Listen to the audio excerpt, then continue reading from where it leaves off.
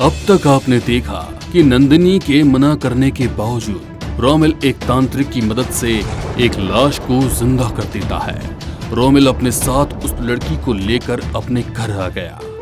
अनजान लड़की को रोमिल के साथ देख नंदिनी हैरान हो गई। कौन है ये और इतनी रात गए तुम्हारे साथ क्या कर रही है? दरवाजे पर ही पूछ लोगी या हमें अंदर भी आने दोगी? कोई और देखे इसके पहले दरवाजे से दूर हट जाओ। नंदिनी दरवाजे से दूर हट गई। वो लड़की जैसे ही घर के भीतर आई, रोमिल ने तुरंत दरवाजा बंद कर दिया। यह है हमारी खुशियों की चाबी। अब इससे हम लोग जो चाहे वो सब कुछ मांग सकते हैं। ये हमें सब कुछ देगी। पहले तो मैं इससे ढेर सारा पैसा मांगूंगा ताकि अपना पूरा कर्जा चुका सकूं। तुम दोगी ना मुझे पैसा?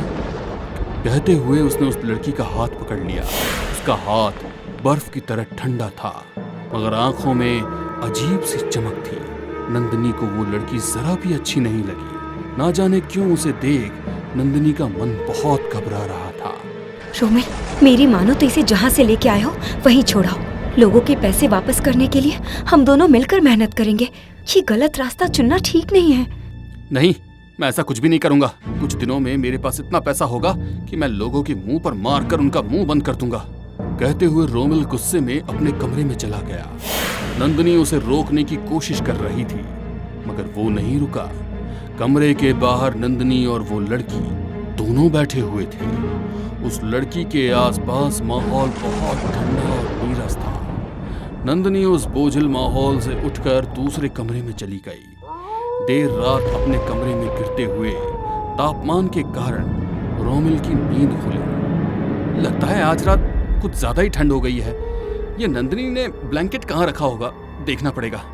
कहते हुए उसने जैसे ही लाइट चालू की, सामने काउच पर वो लड़की बैठी हुई थी। तुम अंदर कैसे आई? कमरा तो बंद था। मुझे कहीं भी जाने के लिए किसी की परमिशन की जरूरत नहीं है। कहते हुए वो रोमिल के करीब आने लगी, मगर रोमिल उससे दूर हो रहा था। इस तरह मुझसे दूर क्यों जा रहे हो? यहाँ आओ मेरे करीब। तुम्हें ठंड लग रही है ना? आओ, यहाँ आओ। प्लीज यहाँ से चली जाओ। मेरे कमरे में नंदिनी के अलावा किसी और के लिए कोई जगह नहीं है। मैं तुम्हें तुम्हारी मनचाही चीज दे रही हूँ, तो मुझे भी तो कुछ चाहिए। मुझे बदले में चाहिए केवल तुम्हारा साथ और कुछ भी नहीं। आ जाओ मेरे पास। कहते हुए वो रोमिल की तरफ बढ़ने लगी। उसकी आंखें रोमिल के चेहरे पर ही गड़ी हुई थी। बस एक बार मेरे पास आ जाओ, तुम्हें सब कुछ हासिल हो जाएगा। साथ में मैं भी हमेशा के लिए तुम्हारी हो जाऊंगी। उसकी बातों में ऐसा सम्मोहन था कि रोमिल खुद को रोक न सका और उस लड़की के साथ हमदस्तर हो गया। अगले सुबह उसे ऐसा लग रहा था कि उसके शरीर की पूरी ताकत किसी ने निचोड़ ली हो। वो हाथ पैर भी मुश्किल से उठा पा रहा था। नंदिनी, कहाँ हो तुम?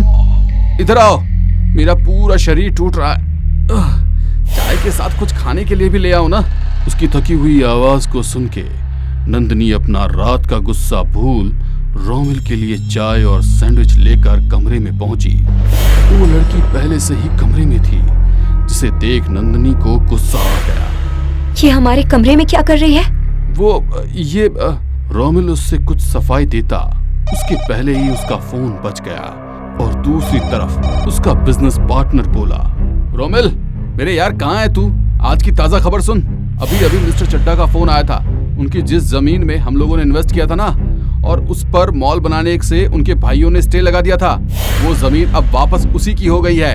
हम लोग वहाँ मॉल बना सकते हैं। हमारा रुका हुआ पैसा हमें वापस मिल गया है। ये खबर सुन रोमिल बहुत खुश हो जाता है। अपनी तकलीफ को भूलकर नंदिनी को गले लगाकर जोर से चीखता है, नंदिनी, मेरी आधी प्रॉब्लम सॉल्व हो गई। हमारे प्रोजेक्ट की जमीन अब हमारी ही रहेगी। लोगों को अब शांति रहेगी कि उनका पैसा नहीं डूबेगा। रोमिल की आंखों में जो चमक थी, उससे कहीं ज्यादा चमक उस लड़की की आंखों में थी। वो खामोशी से उस कमरे के बाहर निकल गई, मगर अचानक से सब कुछ ठीक होना, ये बात नंदिनी को ठीक नहीं लगी। रह रहकर जो महिला कल उसे मिली थी, उसकी बात उसके कानों में गूंज रही थी। तुम मेरी बात का यकीन नहीं करोगी, मगर ये सत्य है। वो तुम्हारी कामना पूरी करने के लिए नहीं, बल्कि अपनी अधूरी इच्छाओं को पूरी करने के लिए वापस आई है। वो तुम्हारा और तुम्हारे पति का इस्तेमाल करेगी। अभी भी वक्त है, संभल जाओ। 7 दिन में सब कुछ खत्म हो जाएगा, सब कुछ खत्म, समझी तुम? नंदिनी को कुछ समझ में नहीं आ रहा था कि अब वो क्या करे। तभी उसे रोमिल की चीख सुनाई देती है। वो भागकर उसके पास जाती है तो वो बेहोश पड़ा हुआ था। क्या हुआ तुम्हें? वो रोमिल को होश में लाने की कोशिश कर रही थी। तभी वो लड़की मुस्कुराते हुए रोमिल के करीब आई और उसके कान में बोली, मैं तुम्हारी हर इच्छा पूरी करूंगी। बदले में सिर्फ एक ही तो चीज मांग रही हूँ। क्या वो भी तुम मुझे नहीं दोगे? उठ जाओ। कहते हुए वो जोर जोर से हंसने लगी।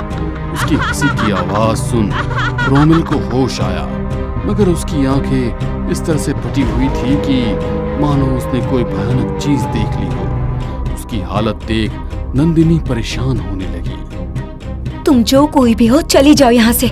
हम लोगों को कुछ भी नहीं चाहिए। कहते हुए नंदिनी ने उसका हाथ पकड़ा और अपने घर से निकालने लगी। तभी नंदिनी को तेजी से एक झटका लगा और वो जमीन पर गिर गई। मैं यहाँ पर आई तुम्हारी मर्जी से हूँ, मगर जाऊंगी मेरी मर्जी से। मुझे यहाँ से कोई नहीं निकाल सकता। जल्द ही इस दुनिया पर शैतान का साम्राज्य होगा। अब मुझे कोई नहीं रोक सकता। कहते हुए वो जोर जोर से हंसने लगी। फिर उसने रोमिल की तरफ देखा तो रोमिल सम्मोहित सा उसके साथ कमरे में चला गया। नंदिनी उसे रोक भी नहीं पाई। कुछ देर बाद ही कमरे में से अजीब अजीब सी आवाजें आने लगी। ये सब नंदिनी के बर्दाश्त के बाहर हो रहा था। उसे अब उस महिला की बात सही लगने लगी थी। उसने पूजा कक्ष में जाकर वो मूली का धागा लेकर आई थी कि रोमिल और वो लड़की कमरे से बाहर निकल आए। मेरा मकसद पूरा हो गया। कहते हुए वो अपने पेट पर हाथ घुमाने लगी। उसके पेट का उभार ऐसा लग रहा था मानो वो 4 महीने से प्रेग्नेंट हो। ये देख नंदिनी हैरान हो गई। दूसरी तरफ रोमिल का शरीर पूरी तरह से सफेद पड़ चुका था। रोमिल, ये क्या हो गया तुम्हें? तुम ठीक तो हो ना? जिस काम के लिए तुम्हें बुलाया था वो करने का वक्त आ गया। तुम्हें पैसे चाहिए थे ना? लो, ढेर सारे पैसे लो। कहते हुए उसने अपना हाथ ऊपर किया तो आसमान से चांदी के सिक्के बरसने लगे। रोमिल उन सिक्कों के बोझ तले दब गया। लड़की अब नंदिनी की तरफ देख रही थी। बोल, तुझे क्या चाहिए? मैं तेरी भी इच्छा पूरी करूंगी। आखिर तेरे पति का ही तो अंश मेरी कोख में है ना? मुझे कुछ नहीं चाहिए। तूने धोखे से रोमिल का उपयोग किया है, फिर उसे ही मार दिया।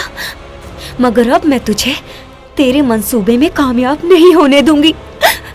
तू किसी गलत फहमी में मत रहना।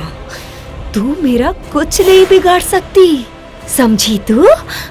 जल्दी तू भी तेरे पति के पास होगी। मैं कहीं नहीं जाने वाली। जाएगी तो तू अपनी दुनिया में वापस। मैं भेजूंगी तुझे। मैं तुझे जिंदा छोड़ूंगी तब तो तू मेरी दुनिया में वापस भेजेगी ना? जा, तू अपने पति के पास जा। कहते हुए उसने अपना हाथ ऊपर किया तो नंदिनी दीवार से जाकर टकरा गई। फिर उसके ऊपर कमरे की चीजें आकर गिर रही थी। जैसे तैसे नंदिनी खुद को बचाकर अपने घर के बाहर निकली। उसके हाथ में अभी भी उसी महिला का दिया हुआ रक्षा कवच था।